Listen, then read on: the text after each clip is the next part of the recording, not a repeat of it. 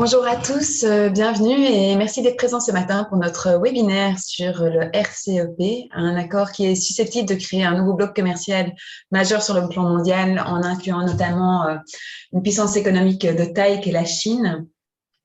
Donc cet accord commercial a été signé en novembre dernier par 10 pays membres de l'ASEAN et les 5 puissances économiques mondiales les 5 puissances économiques de la région Asie-Pacifique, à savoir le Japon, la Chine, l'Australie, la Nouvelle-Zélande et la Corée du Sud. Donc l'idée de la session de ce matin est vraiment de vous permettre de mieux comprendre les enjeux que représente cet accord, quels sont les risques que représente pour nous Européens cette intégration économique accrue qui est en train de voir le jour en Asie-Pacifique, sachant que les parties prenantes représentent ensemble près d'un tiers du PIB mondial et aussi de sa population. Donc, on dégagera aussi des pistes sur comment exploiter les avantages apportés par le RCEP, parce qu'il y en a aussi. Et donc, pour ce faire, nous avons la chance d'avoir ce matin avec nous le professeur Roberto De Primis. Diplômé en sciences politiques à l'Université de Liège avec une spécialisation en études américaines et européennes, il a complété son parcours académique à la South Bank University de Londres et à la Solvay Business School. Après une carrière dans le monde institutionnel au gouvernement fédéral et au Parlement européen, Monsieur De Primis a notamment été président de la Chambre de commerce belgo-vietnamienne et diplomate à New York auprès des Nations unies. Actuellement à Bruxelles, il a fondé et dirige un cabinet de conseil en stratégie et affaires publiques, Your Intelligence. Alors, avant de lui céder la parole, peut-être quelques informations très pratiques. La présentation de Monsieur De Primis sera envoyée à tous les participants. Ce webinaire est enregistré, donc le lien vous sera communiqué par la suite, si vous souhaitez le revisionner. La présentation va durer maximum 40 minutes. On aura ensuite 15 minutes pour une session de questions-réponses. Donc, soit vous les posez à ce moment-là en direct, soit si vous préférez, vous pouvez déjà les écrire dans l'onglet questions-réponses que vous voyez en bas. Et donc, si vous souhaitez aussi avoir un rendez-vous avec Monsieur De Primis, c'est possible d'avoir un entretien individuel à l'issue de ce webinaire. Donc, ça, il suffit d'en faire la demande. Je propose qu'on utilise aussi l'onglet questions-réponses pour ces demandes ou vous pouvez nous envoyer un petit email si vous préférez. Voilà, donc je propose de passer maintenant au vif du sujet. Je laisse la parole à Monsieur De Primis, que je remercie pour sa présence aujourd'hui. Merci pour cette invitation, cette introduction déjà et cette invitation de la part de la WEX, l'Agence wallonne de l'exportation. Je suis très touché. Je vais partager mon écran pour permettre justement donc à l'ensemble des participants de pouvoir avoir accès au diaporama. Voilà donc. J'espère que tout le monde peut voir et m'entendre avec qualité. Donc, juste un tout petit slide pour une introduction, même si Madame Aumont, que je remercie encore, a fait une introduction de qualité. Donc, je dirige le cabinet de conseil en stratégie de croissance pour les entreprises à l'étranger et en affaires publiques qui est appelé Your Intelligence. Je suis basé à Bruxelles.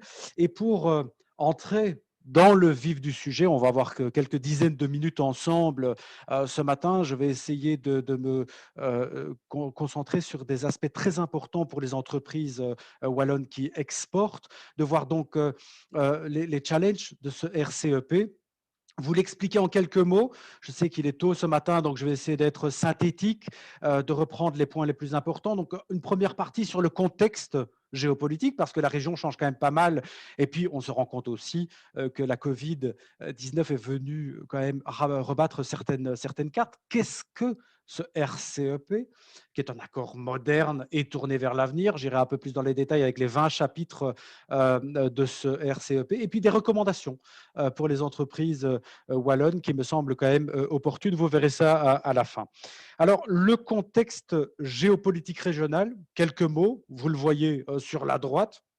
Le niveau de vaccination, eh bien, il faudrait effectivement une stratégie plus globale pour la région. À l'heure actuelle, les nations, un peu comme c'est appliqué avec l'Union européenne, même s'il y a quand même pas mal de problèmes de notre côté aussi, on voit quand même que pour l'Inde, qui ne fait pas partie du RCEP, on voit l'exemple même d'une stratégie erronée ou ratée dans le cadre de la vaccination. Certains pays comme le Cambodge, le Laos, les Philippines voient une résurgence de certains cas et surtout des problèmes de vaccination.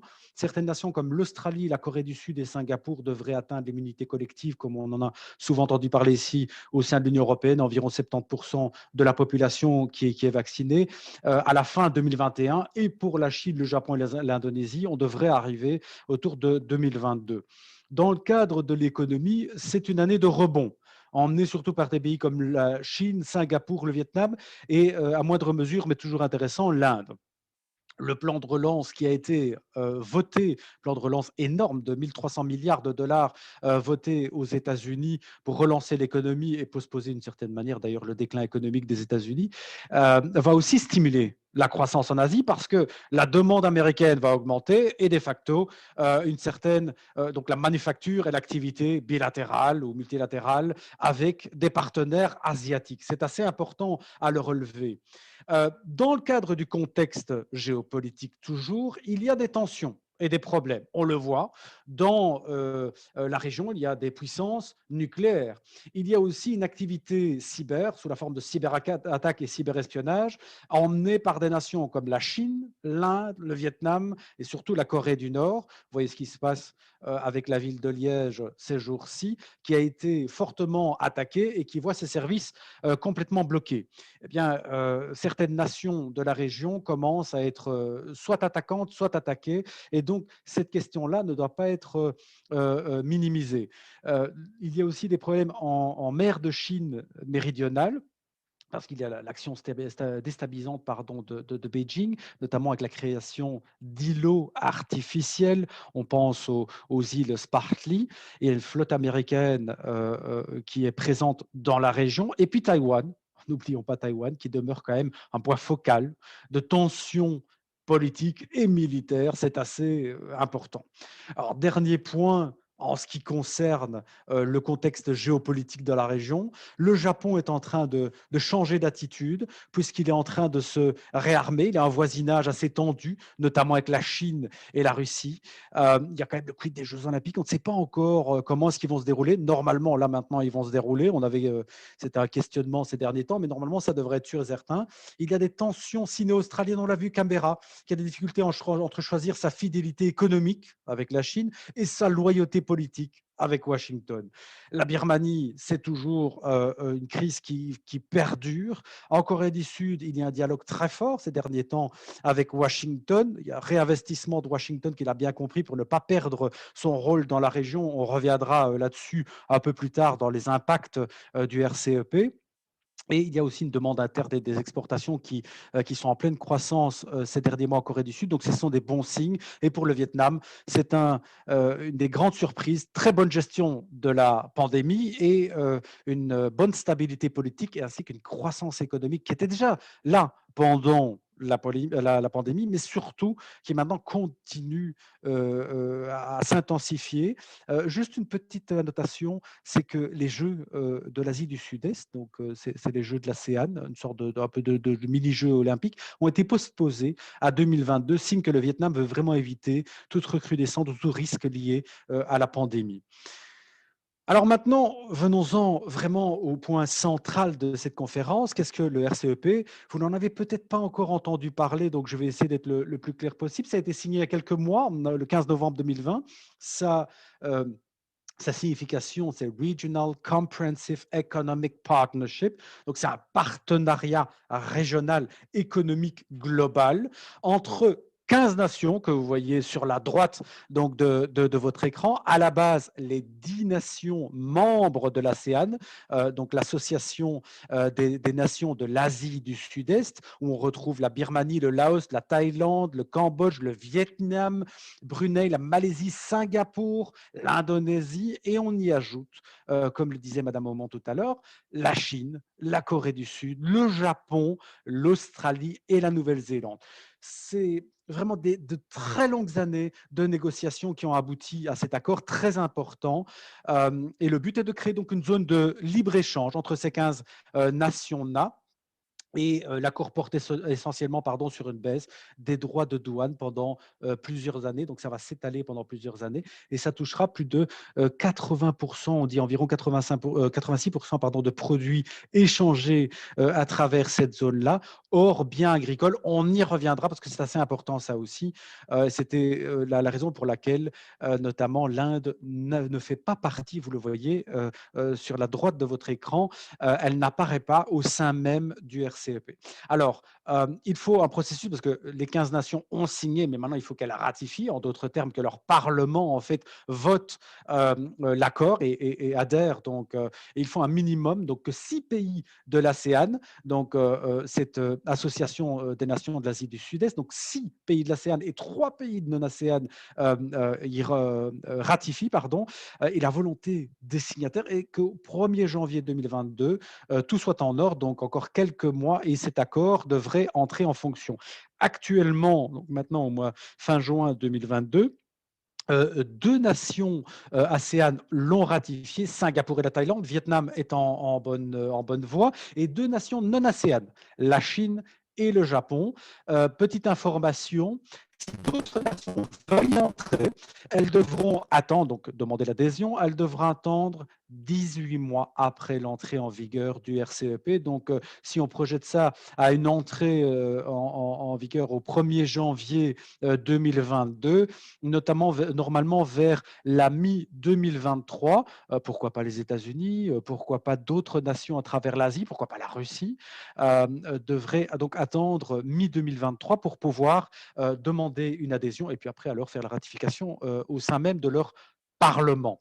Le RCEP en détail, ça englobe 30% de la population mondiale, 30% du PIB mondial, ça pèse 29% dans le commerce mondial, 32,5% des investissements au niveau mondial et les accords clés qu'on retrouve, on va y revenir dans les prochains slides, au sein même de cet accord, c'est tout ce qui touche à l'IT, aux télécoms, à la communication, aux produits de la mer, et on sait combien c'est important là-bas, aux machines et équipements, aux composants électroniques, produits chimiques, ça intéresse aussi notre production locale ici en Wallonie, et quelques produits agricoles, pas tous, quelques-uns quand même, ils sont partie prenante, et des produits plastiques, c'est une partie assez importante. Quid de l'Inde? J'y reviens. Pourquoi? Parce que quand même des entreprises au sein de la Wallonie commercent avec l'Inde et fin 2019, dans le cadre des négociations, eh bien, New Delhi a décidé de se retirer du projet. La raison première était qu'elle voulait protéger ses industries laitières et agricoles, mais aussi certains de ses services.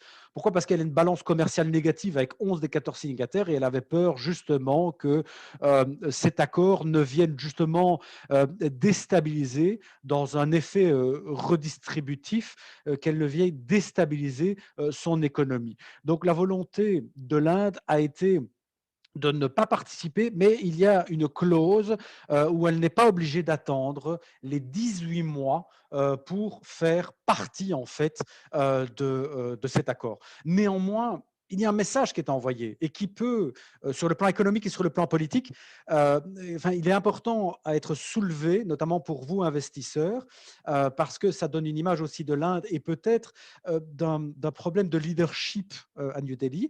C'est qu'il y a une forme d'incapacité de New Delhi à réaliser de grandes réformes structurelles sur le plan économique, sur le court et le moyen terme, pour intégrer le RCEP. Et peut-être que l'Inde n'est pas totalement prête de s'inscrire plus amplement dans un commerce plus intégré intra-asiatique. Donc c'est une manœuvre peut-être risquée.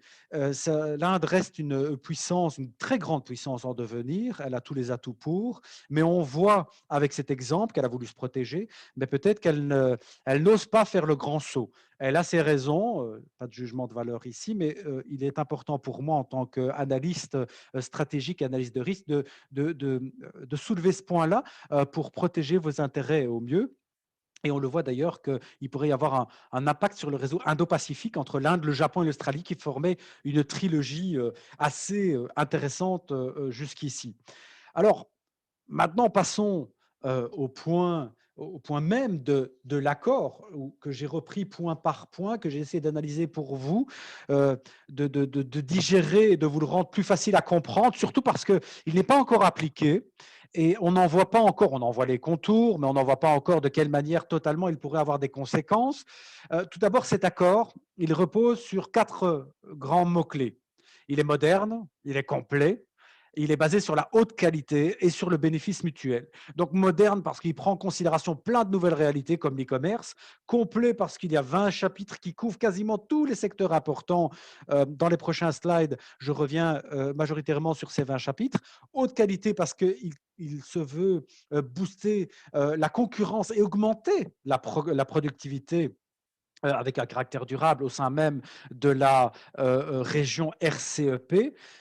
Bénéfice mutuel parce que les signataires considèrent que cet accord devra apporter un bénéfice et une croissance pour tous, notamment des pays moins développés comme le Laos, la Birmanie et le Cambodge devront aussi, avec certaines clauses particulières, pouvoir y gagner dans le ratio quelque chose d'assez important et que ce soit un vrai win-win et pas qu'une question de croissance pour des grosses économies comme le Japon, la Corée du Sud ou encore la Chine. Alors, quand on regarde vraiment les 20 chapitres du RCEP, force est de constater que cet accord est moins ambitieux que l'ancien TPP, donc le Trans-Pacific Partnership, qui avait été emmené par les Américains, ou encore l'accord de partenariat Canada-Union européenne ou Union européenne-Vietnam. Pourquoi? Parce qu'il ne couvre pas les questions agricoles, seulement partiellement certains services, ne fait pas de référence aux protections du travail, donc toutes les questions liées, les règles fondamentales de l'Organisation internationale du travail, mais aussi des questions liées à l'environnement, alors que ces questions-là sont quand même très centrales à l'heure actuelle. On y retrouve dans cet accord énormément de réduction de droits de douane entre les membres. Donc, l'objectif est que il y a une réduction à un tarif nul dans les prochaines années. Alors que les choses soient claires, ce n'est pas à partir du 1er janvier que vous allez activer donc ce tarif nul, mais sur plusieurs années. Donc, on estime environ que ce sera sur une décennie. Certains biens iront plus vite, d'autres qui peuvent poser problème structurellement parlant dans certaines économies seront postposés. Et donc, ça, c'est encore à l'heure actuelle soumis à négociation entre signataires. La question vaut quand même la peine d'être, enfin, cet argument vaut quand même la peine d'être soulevé. Comme ça, vous comprenez bien que l'impact ne sera pas direct pour votre business du jour au lendemain, au 1er janvier ou durant le premier trimestre 2022. Pardon. Les États signataires de ce RCEP vont négocier aussi, cette liste n'est pas encore définitive, l'accès à l'investissement sous la forme d'une liste négative. On est encore en attente d'une liste définitive. Il va y avoir une harmonisation, et ça c'est très intéressant, de procédures de douane basées sur les standards internationaux, mais aussi sur les mesures phytosanitaires, ce qui est quand même assez intéressant à partir du moment où certaines exportations qui pourraient avoir lieu vers, par exemple, dans le cadre de normes phytosanitaires, vers Liège Airport, qui est quand même un point central dans le cadre de, enfin, port d'entrée au niveau des questions phytosanitaires, les normes pourraient être respectées de ce côté-là, et donc c'est assez intéressant pour le business en bilatéral entre les deux entités, Union européenne et le RCEP. Le RCEP aussi contient des clauses anti-dumping pour minimiser donc l'impact négatif, bien sûr, et les menaces sur les industries nationales. Dans le cadre des services financiers, il va y avoir une promotion de la libéralisation de ces services.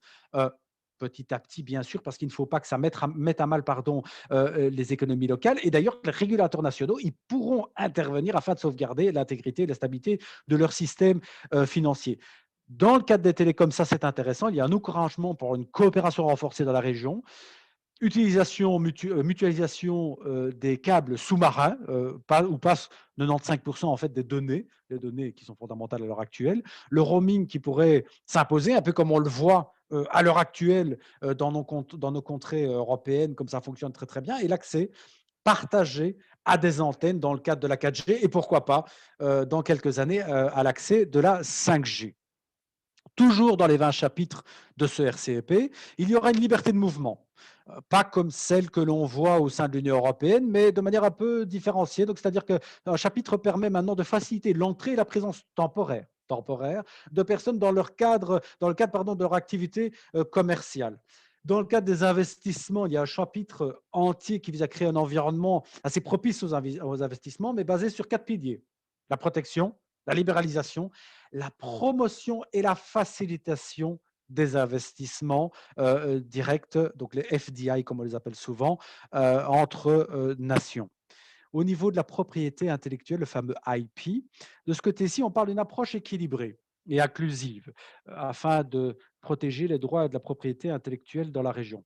Alors, sur ce point, j'aimerais quand même soulever une question importante, c'est que cet accord a été emmené par les nations de l'Asie du Sud-Est et puis après a été signé aussi par la Chine, mais on n'y retrouve pas, comme au sein de l'Union européenne, une clause de protection des données personnelles comme le fameux RGPD au sein de l'Union européenne. Donc sur ce point, je crois que c'est un accord plutôt minimaliste. Le commerce électronique de ce côté-là est fortement encouragé pour utiliser toutes les voies électroniques dans le cadre de procédures commerciales et de pousser l'ensemble des nations signataires à le faire. La coopération économique et technique, effectivement, est boostée elle aussi. Mais ce qui est très, très important, c'est le chapitre sur les marchés publics parce que l'accord reconnaît le rôle important de ces marchés publics, mais va permettre aussi, grâce à cet accord, un accès plus transparent aux règles et aux procédures des différents marchés publics qui seront publiés dans les différents pays de la région et permettent justement à d'autres nations de pouvoir y participer, parce que souvent on le voyait notamment avec la Chine, que la plupart des marchés publics étaient interdits à certaines entreprises étrangères. Alors maintenant, il y a aussi un impact sur la supply chain intra-asiatique. C'est un autre point en fait de cet accord RCEP qui est important et à soulever parce que c'est la règle qu'on voit au niveau de l'OMC ROO, la règle du système de règles d'origine.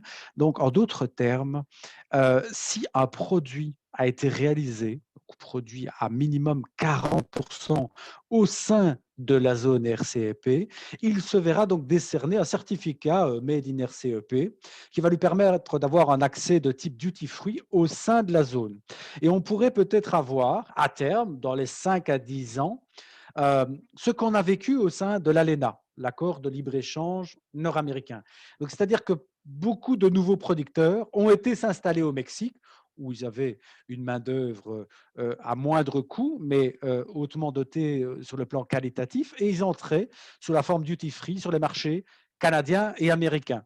Et donc, il se peut qu'il y ait une intégration plus forte et plus ample de la supply chain intra-asiatique grâce à ce système de règles d'origine. Rien n'empêche, je reviendrai plus tard, qu'une entreprise wallonne ou belge, à ce moment-là, investissant déjà dans un pays membre du RCEP, le produisant sur place à minimum 40%, ça devrait être évalué par le RCEP. Pour rappel, un secrétariat va être institué par le RCEP, sorte de secrétariat qui fonctionnerait un peu comme la Commission européenne, avec des fonctionnaires qui pourront aller estimer si tel ou tel produit est justement réalisé ou produit à 40% minimum au sein du RCEP. Donc, c'est assez important à comprendre et de comprendre l'impact que ça pourrait avoir sur la supply chain intra-asiatique. Ça a été hautement poussé, ça, par les Chinois qui veulent éviter des disruptions, comme on dit, des cassures au sein même de la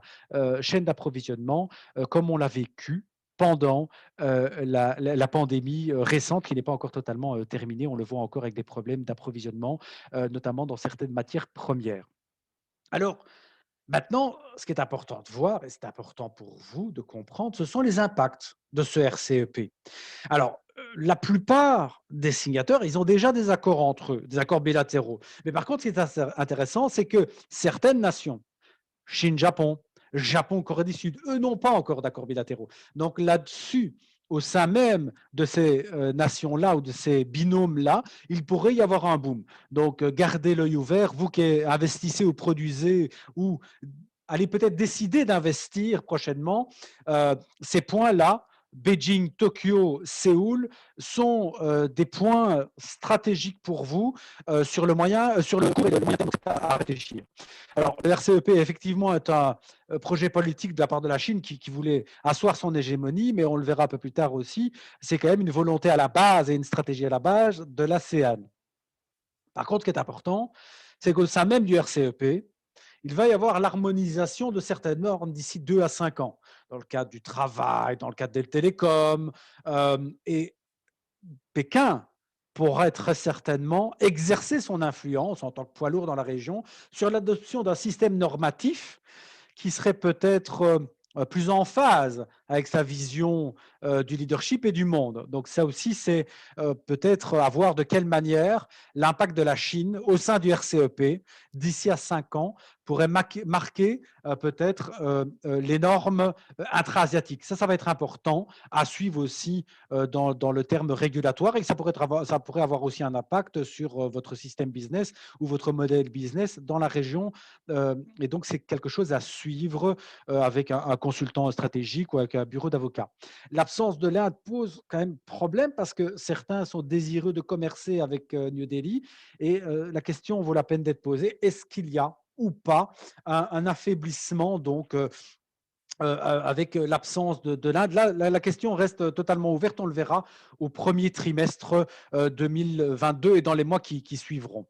Le Japon est le pays qui a agi le plus dans le cadre d'accords bilatéraux dans la région et qui reste maintenant cette puissance moyenne qui essaye de rester au centre de tout type d'échange. On le voit et de jouer un rôle. Donc Tokyo essaie de rester central, n'est pas une puissance, une grande puissance comme la Chine, mais essaie de signer tous les accords et de garder quand même un contact et une loyauté politique et sécuritaire, bien sûr, avec Washington, comme on l'a vu encore ces dernières semaines. Mais le Japon essaie de rester central. C'est assez important. D'ailleurs, le secteur automobile, qui est un secteur clé au Japon, puisque 86% des biens exportés par Tokyo au sein du RCEP ne seront plus soumis aux droits de douane. Donc, ça intéressait quand même Tokyo. Des centaines de millions de dollars en pièces automobiles transiteront vers la Chine parce que ses partenaires s'intègrent de plus en plus au niveau automobile. Toyota s'est d'ailleurs félicité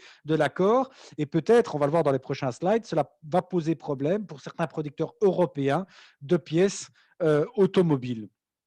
Autre impact du RCEP, c'est que cela va diminuer la dépendance de certains signataires aussi à la Chine, pas qu'à des nations européennes ou nations externes, mais aussi à la Chine.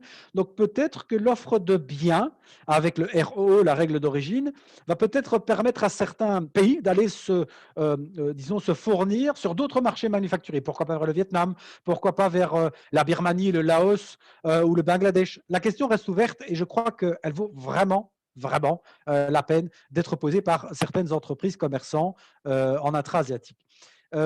Donc, je vous le disais tout à l'heure, dans le cadre de la protection des données, c'est assez malheureux parce qu'il y a une absence totale d'un haut niveau de protection. Il y a une protection donc à libérer au niveau du droit d'auteur.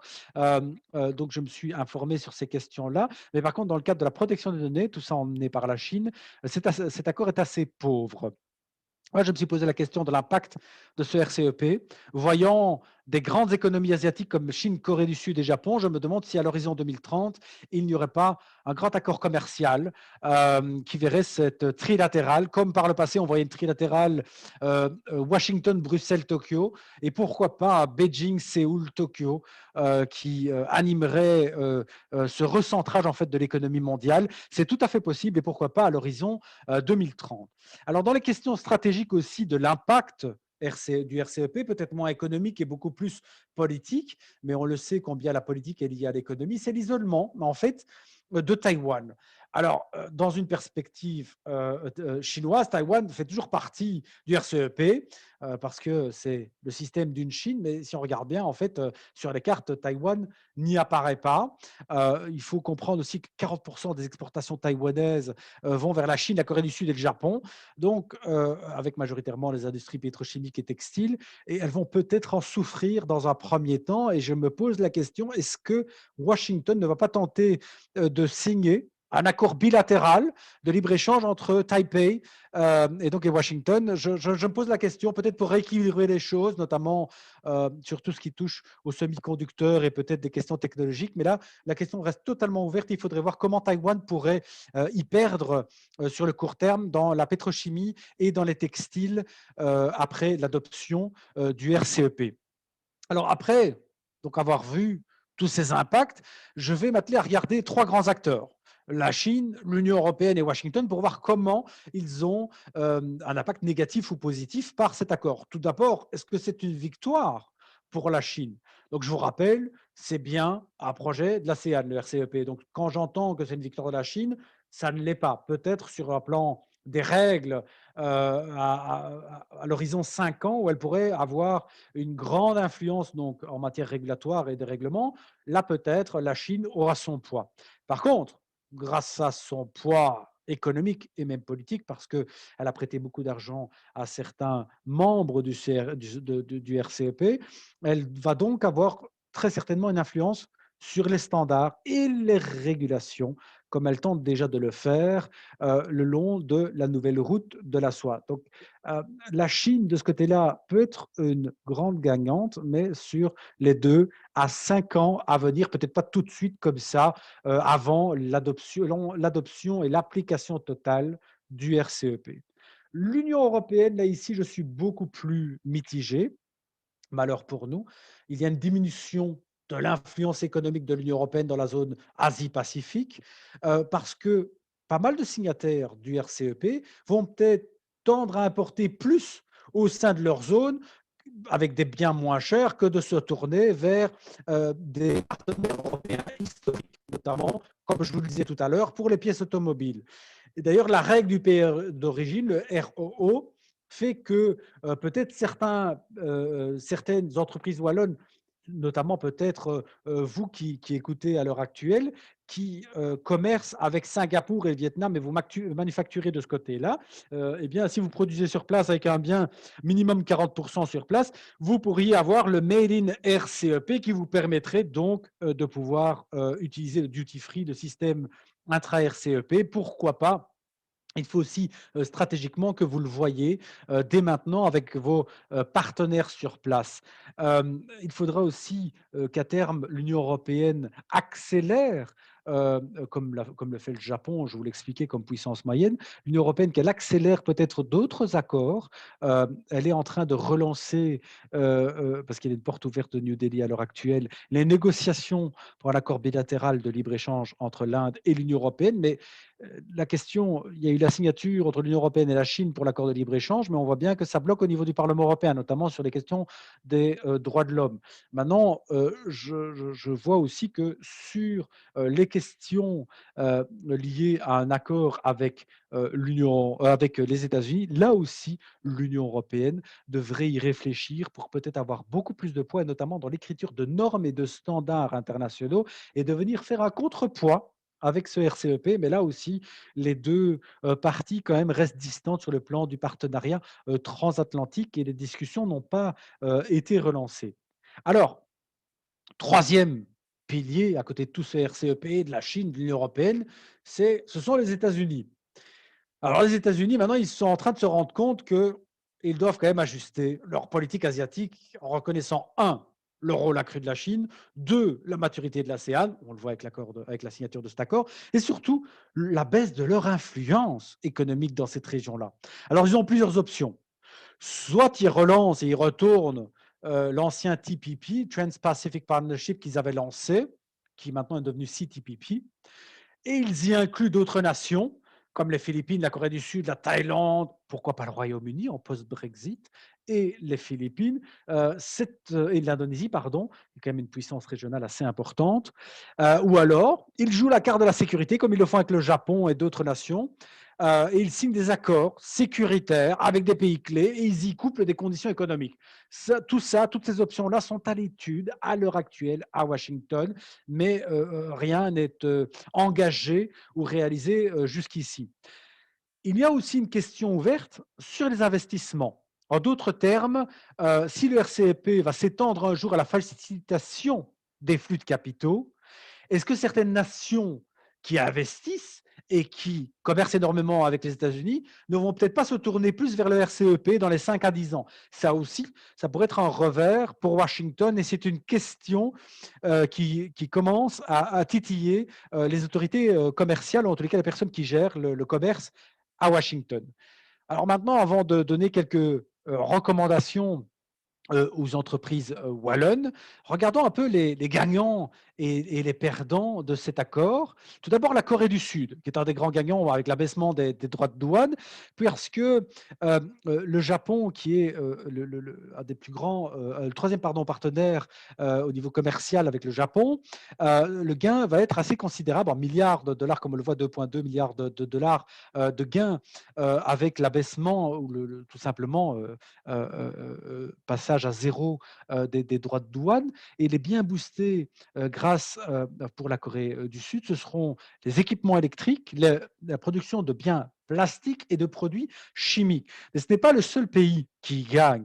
La Chine, qui a le second plus gros partenaire de la Chine, c'est le Japon. Et on a vu avec les biens manufacturée au niveau automobile, il va y avoir une amplification de cette relation bilatérale, eh bien, Beijing va économiser 7,3 milliards en droits de douane avec des biens, notamment dans le cadre du transport, des machines, des équipements électriques, des produits chimiques, des plastiques et des métaux. Le Japon, quant à lui, il y gagnera moins dans la baisse des droits de douane parce qu'il y a déjà énormément en fait, de biens qui sont exemptés de droits de douane par Tokyo.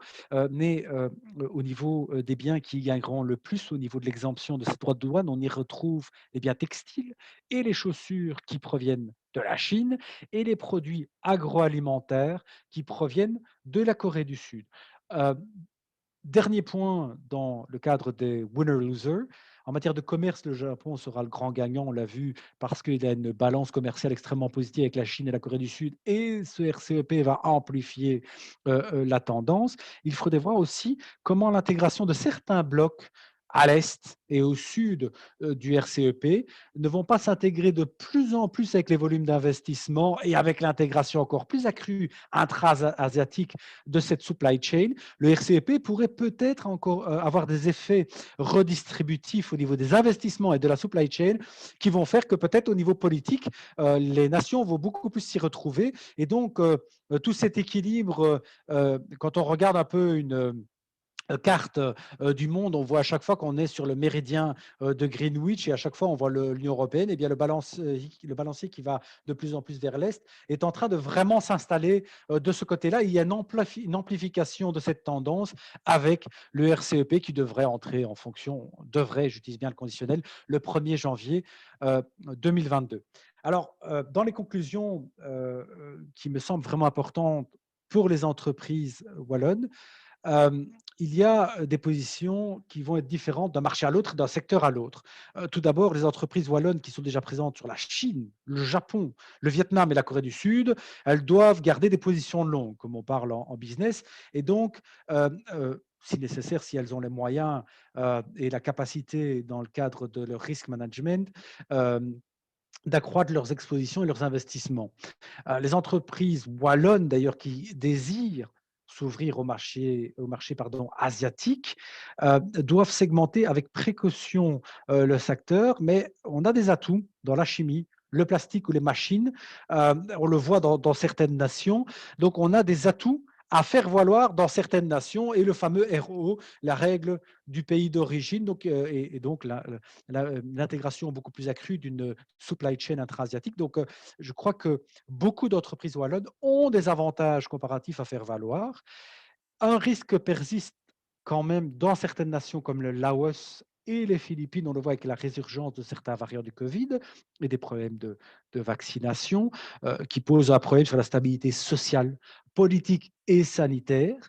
L'Inde ne doit pas être oubliée, même si elle n'est pas non membre du RCEP. À terme, il y aura des négociations entre l'Union européenne et l'Inde qui vont accoucher d'un accord bilatéral. Donc, les entreprises wallonnes qui sont déjà présentes seront gagnantes. Donc, pas oublier l'Inde et ne pas se désengager de l'Inde en croyant qu'on y perd tout avec l'adoption de ce RCEP. Un focus sur le Vietnam qui me semble vraiment important avec son positionnement stratégique dans la région et surtout son accord de libre-échange avec l'Union européenne qui prend de plus en plus forme depuis son entrée en vigueur et qui fonctionne assez bien jusqu'ici.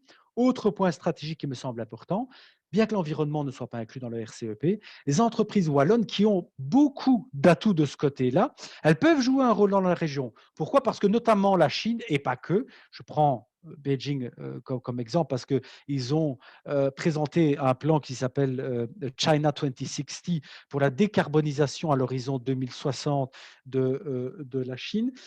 Les autorités à Beijing attachent beaucoup d'importance à cela.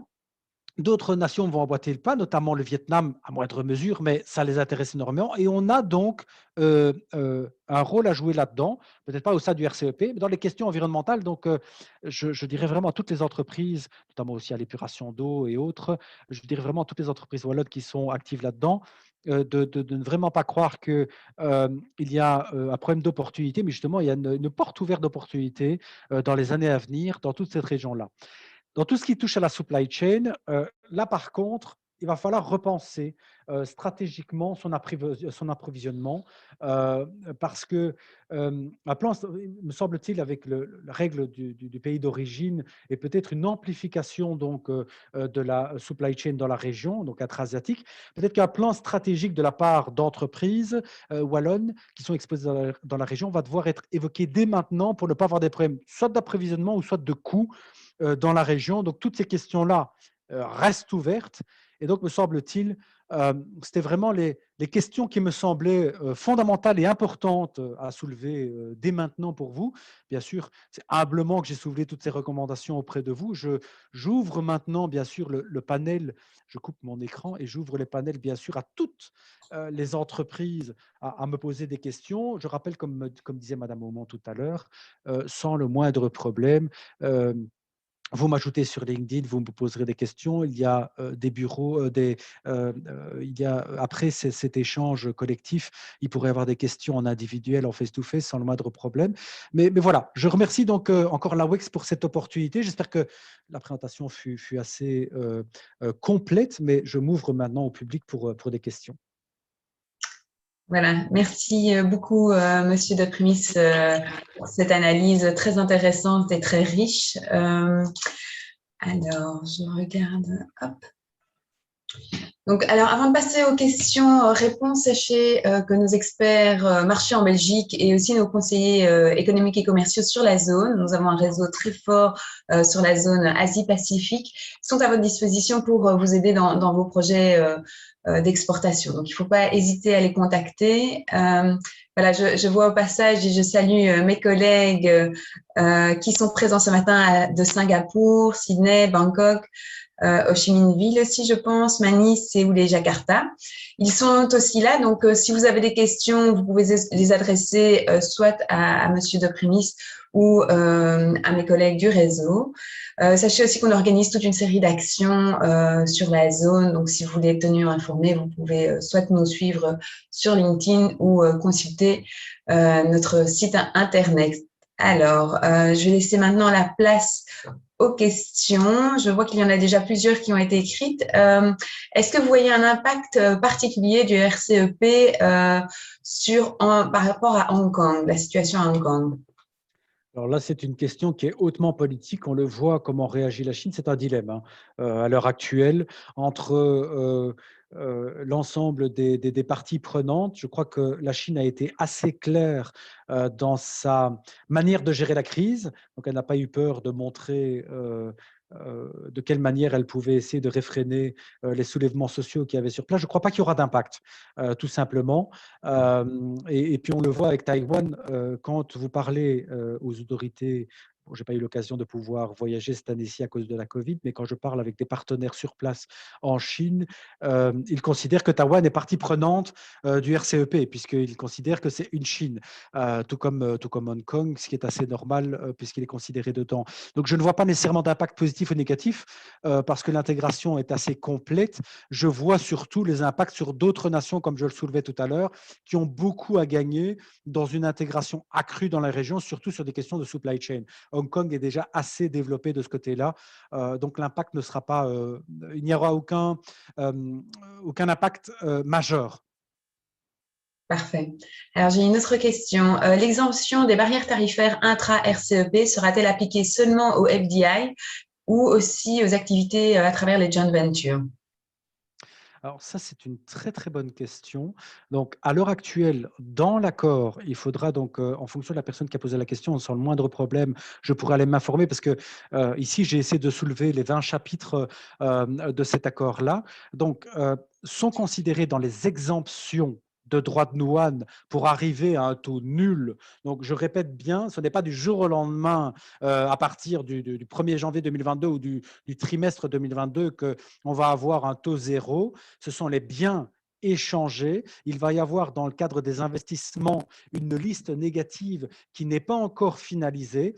Donc, dans tout ce qui touche au joint venture, il va falloir attendre encore la fin de l'année pour avoir une liste définitive des types d'investissement. Donc, la question est très intéressante. Je peux essayer de m'informer si la personne a laissé ses coordonnées et de revenir vers elle a posteriori. Mais comme je le disais dans la présentation, donc il y a vraiment une liste bien précise pour protéger, parce que certaines nations craignent qu'il y ait une déstabilisation de structurelle dans leur économie pour donc leur économie locale, et donc de protéger peut-être pendant les 5 à 10 ans leur économie au niveau des investissements, joint venture et autres. Donc, je peux me renseigner pour cette personne et lui revenir a posteriori, peut-être via LinkedIn ou peut-être par courrier direct. Parfait, mais donc on fera le suivi à ce niveau-là. J'ai une autre question qui concerne l'Australie. Est-ce qu'elle a un poids particulier face à la grande influence de la Chine au sein du RCEP? Alors, comme je l'ai soulevé là, c'est la grande question à l'heure actuelle. On se demandait comment Canberra allait agir, parce que Canberra est en train de faire un grand écart entre une loyauté politique avec Washington, on le voit, c'est historique depuis toujours, et puis surtout euh, pas une dépendance, mais une grande vivacité dans les échanges économiques. Je crois que l'impact, moi je parle ici en tant qu'analyste, maintenant peut-être que vous avez dit qu'il y a un agent à WEX de Sydney qui est connecté à l'heure actuelle et qui est sur place et qui a sûrement accès à des meilleures informations que moi. Donc je dois admettre aussi mes limites avec beaucoup d'humilité. Mais ma sensation en fait que ce sera un statu quo, parce que Canberra a tout intérêt à rester extrêmement active dans le partenariat avec la Chine, parce qu'elle est hautement intégrée, et on le voit, le nombre et le ratio d'investissement de la Chine vers l'Australie, mais surtout de l'Australie aussi vers la Chine dans le cadre de leur échange, mais aussi dans une intégration accrue de l'Australie dans la zone Indo-Pacifique. Ça reste extrêmement intéressant. Donc, je ne crois pas qu'il y aura un choix entre loyauté politique et partenariat économique, et je crois que tous les impacts seront hautement positifs parce qu'ils seront politiques. Par contre, Canberra a essayé de montrer à la Chine, notamment avec certaines provinces qui se sont opposées à un certain nombre d'accords et de partenariats avec la Chine et ont fait remarquer qu'elles avaient quand même quelques petits problèmes. Je crois que l'Australie essaye de faire remarquer de temps à autre qu'elle n'est pas le vassal de la Chine et qu'il faut la traiter d'égal à égal. Parfait. Alors, je pense que Vincent Swinel, notre conseiller économique et commercial à Sydney, voulait aussi réagir. Est-ce que c'est possible, Edouard? Non, ce ne sera pas possible? Le D'accord. promouvoir comme panéliste et il peut répondre. Voilà. Ah, voilà. Vincent, tu as la parole. Bon, on va passer à une autre question peut-être et attendre que le problème soit résolu. Allons. Vincent? Voilà, Ah, parfait. merci. Bonjour à tous. Bonsoir, bonsoir pour ceux qui sont déjà en soirée, mais c'est le cas ici à Sydney. Yael, Catherine et Monsieur Deprimy, c'était très intéressant votre présentation, je dois dire, sur le RCEP. Et je dois dire, je suis tout à fait d'accord avec ce que vous avez signalé sur vos remarques sur l'Australie et comment Canberra voit les choses en ce moment avec la Chine. Moi, j'avais juste deux remarques par rapport à l'Australie et le RCEP.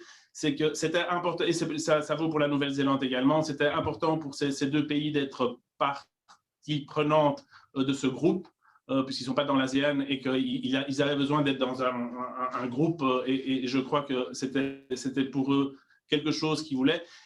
je crois que l'Australie est très déçue du fait que l'Inde n'est pas rentrée dans le RCEP parce que l'Australie développait beaucoup de contacts avec l'Inde. Donc ça, c'est quelque chose que les Australiens continuent à poursuivre, en tout cas. Autre chose aussi, c'est un peu une parenthèse, mais au niveau de l'Australie, comme vous le savez, il y a pour le moment des négociations pour un FTA qui sont en place avec l'Europe, entre l'Europe et l'Australie.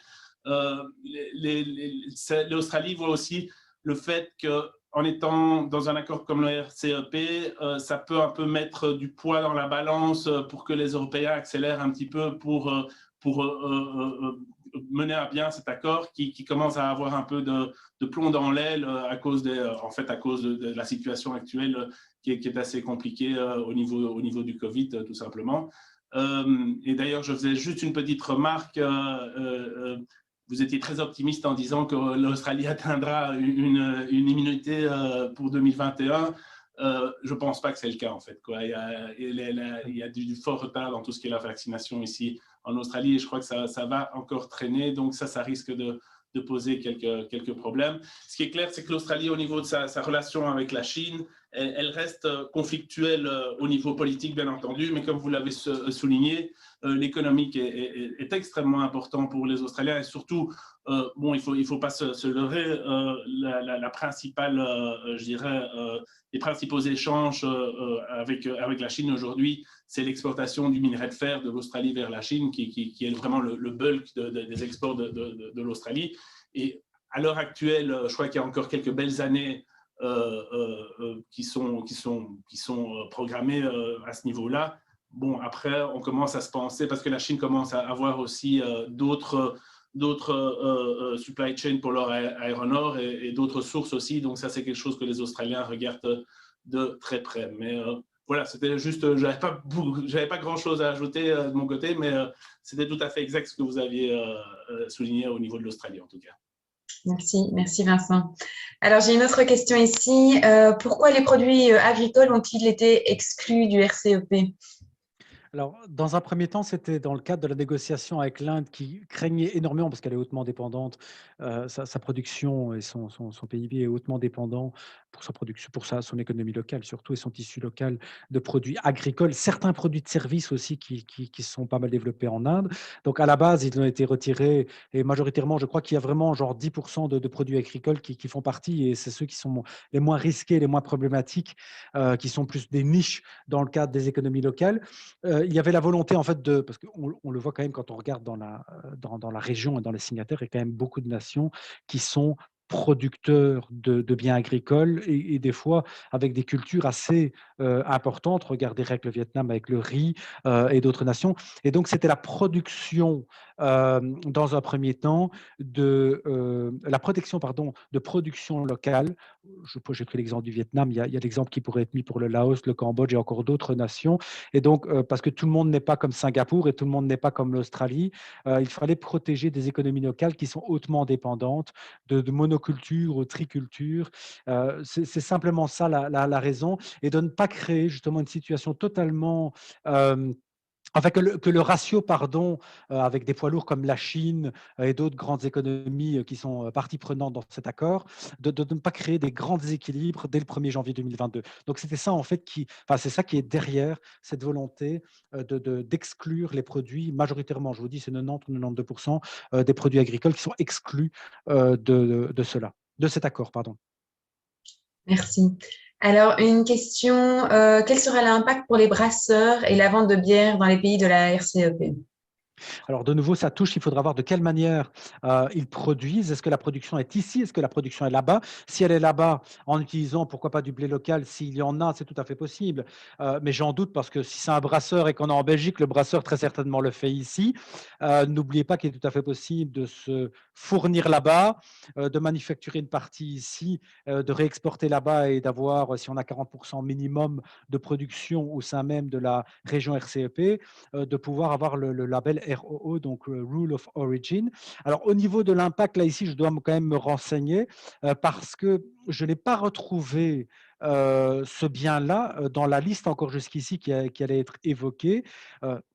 Normalement, en tant que produit externe, rien ne va changer. Produit externe, dans le temps de l'Union européenne, vers l'Asie, rien ne va changer. Par contre, si vous produisez au sein même du RCEP, il est tout à fait possible que certains biens, notamment la bière, qui sont flanqués de certains droits de douane dans certains pays liés à l'alcool, puissent voir justement une baisse des droits de douane. Et donc, ça pourrait être intéressant, in fine, pour le consommateur. Mais là, de ce côté-là, pour la bière, pour l'entreprise brassicole, il faudrait que j'ai un tout petit peu plus de temps de faire une étude stratégique pour voir de pays en pays, là où il y a peut-être des barrières tarifaires beaucoup plus élevées dans ce domaine-là, et revenir vers la personne. Je me ferais vraiment un plaisir de pouvoir faire une analyse stratégique un peu plus approfondie. Parfait, merci. On fera le suivi aussi alors à ce niveau-là. Alors, une dernière question. Les règles RCEP liées à l'importation. Quid des règles d'export? La Malaisie a par exemple instauré une taxe à l'export sur la ferraille en mars. Alors là, les nations, comme vous voyez, on est encore loin d'une finalisation, même si l'accord est là, même s'il est en ratification. Certaines nations sont en train de relever leur bouclier. Beaucoup de nations, on l'a vu dans le processus de vaccination, et M. Swinell qui est à Sydney le faisait remarquer. Moi qui espérais d'ici à la fin 2021 une immunité collective atteinte au sein de l'Australie, eh bien, on a la confirmation que ce ne sera pas le cas, qu'il faudra attendre sûrement le premier semestre 2022. Donc, on voit qu'il y a quand même un ralentissement dans le cadre de la vaccination. On voit qu'il y a la résurgence dans certains pays. Certains pays ne pensent pas à moyen terme, mais pensent à très court terme dans le cadre de la relance de leur économie, et donc essayent de relever des boucliers et donc de remettre un certain nombre de barrières tarifaires. On le voit ici au niveau de l'acier, on voit comment fait la Malaisie. Je crois simplement que c'est une protection locale temporaire que fait ce pays pour se protéger avant l'avènement du RCEP, mais qu'à partir du moment au 1er janvier ou le 1er janvier ou premier trimestre 2022 arrivera donc vraiment l'application totale du RCEP. À partir de ce moment-là, l'ensemble de ces éléments-là retomberont en tout ou en partie à 0%. Merci beaucoup. Alors, on a un petit souci technique, donc les participants ne peuvent pas poser leurs questions en direct. Si vous voulez intervenir, vous pouvez encore le signaler maintenant. Voilà, sinon, je pense qu'on est arrivé au bout de toutes les questions. Donc, je vérifie encore qu'il n'y ait pas de réaction. Quel impact pour une petite entreprise wallonne fabricant et distributeur de cosmétiques vers la zone RCEP, surtout pour le Vietnam? Alors déjà, une entreprise qui est dans le cosmétique, moi j'irais sur 2 voies. La première étant fort actif sur le Vietnam voulant énormément investir pour éviter la contrefaçon. Je crois qu'il faudrait donc déjà position longue, rester sur le Vietnam parce que le pays veut investir et veut protéger beaucoup d'industries, notamment le cosmétique, parce que les entreprises cosmétiques sont fortement touchées par la contrefaçon. Et deuxième point très très important, RCEP ou pas RCEP, on a un accord de libre-échange qui est un accord de libre-échange parce que l'Union européenne, dans tous ces nouveaux accords qu'elle signe, notamment elle voulait le faire avec la Chine, mais elle a été limitée dans cette stratégie-là, ce sont des accords de nouvelle génération qui incluent l'ensemble des éléments, protection de la propriété intellectuelle, protection de l'environnement. Donc, il faudrait voir aussi, et là, il faudrait avoir une discussion peut-être plus ample avec cette entreprise-là pour voir quel est son plan stratégique vers l'Asie et si elle veut uniquement produire là-bas enfin, manufacturer et vendre sur le Vietnam ou simplement manufacturer sur place pour revendre à travers le monde. Mais il y a un avantage énorme de par l'accord de libre-échange Union européenne-Vietnam, de par, si elle est déjà présente, de garder une position et qu'à partir du premier semestre 2022, elle pourrait avoir accès, si elle produit bien sûr une partie sur place, minimum 40%, de pouvoir faire partie donc des biens made in RCEP et de pouvoir avoir accès donc à d'autres marchés. Donc toute sa stratégie d'expansion sur le court et le moyen terme pourrait être réécrite. Donc cette entreprise dont je ne connais pas le nom et peut-être que j'aurai un échange a posteriori avec, elle a beaucoup d'atouts et qu'elle continue d'ailleurs sur ce point-là.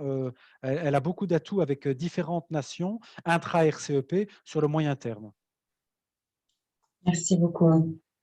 Donc voilà, on arrive au bout de toutes les questions et je vois qu'on est même dans les temps. Donc, je propose de clôturer. Encore merci à tous pour votre présence ce matin. Merci, Monsieur Desprimis, pour votre présentation très intéressante et d'avoir répondu à nos questions.